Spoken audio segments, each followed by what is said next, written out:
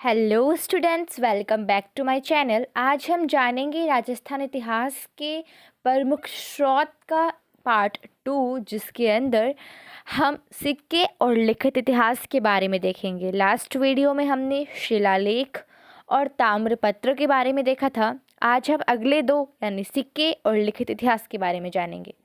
पहले हम देखें सिक्के। तो सिक्कों के अध्ययन को क्या कहते हैं? न्यूमिसमेटिक्स।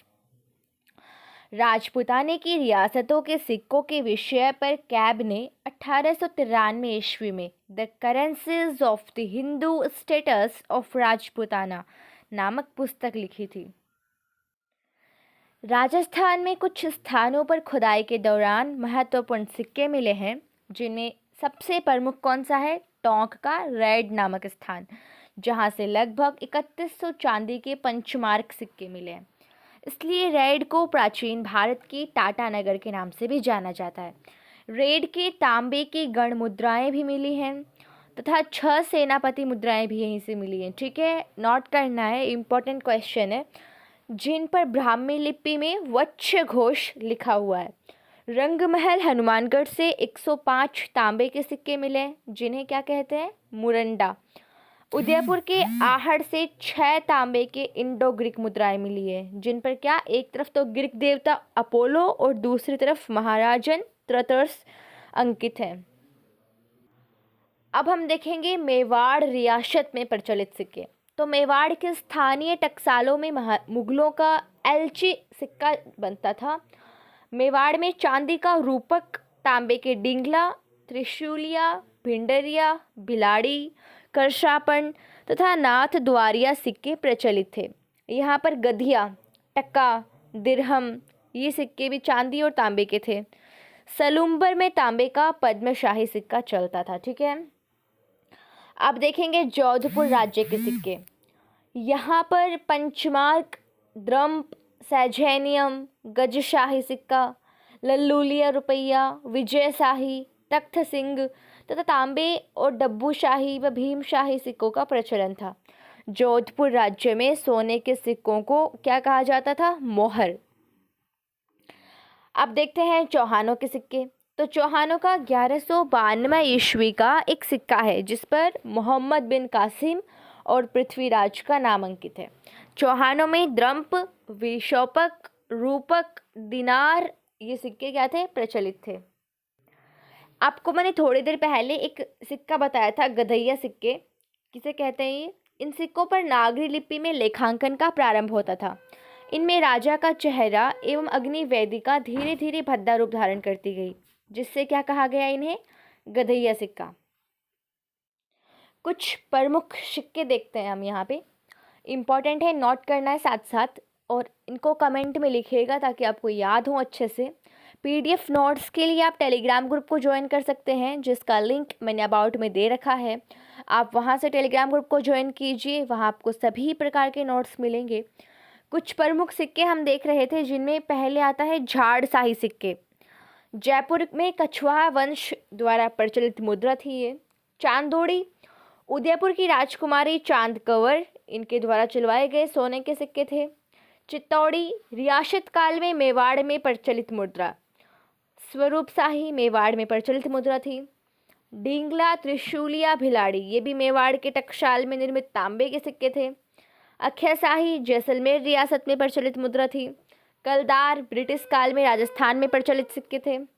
एलची मैंने आपको थोड़ी देर पहले बताया था, अकबर ने मेवाड़ में चलाए थे। ठीक है, सालिम शाही प्रतापगढ़ के शासक सालिम शाह के द्वारा चलाए गए सिक्के थे।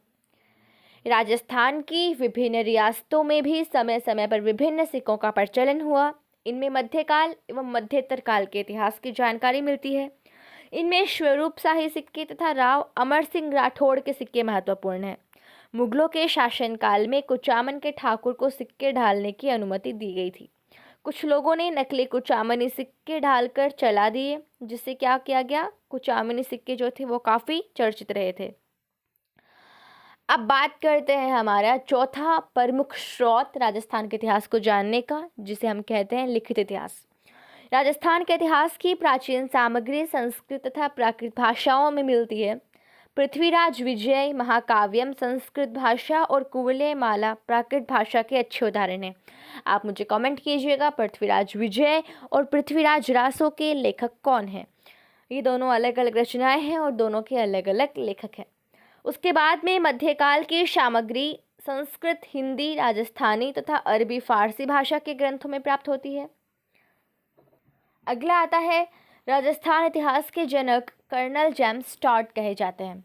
वे 1818 से 1821 के मध्य मेवाड़ यानी उदयपुर प्रांत के क्या थे, पॉलिटिकल एजेंट थे। उन्होंने घोड़े पर घूम घूम कर राजस्थान के इतिहास को लिखा था, इसलिए इन्हें क्या कहा गया, घोड़े वाले बाबा।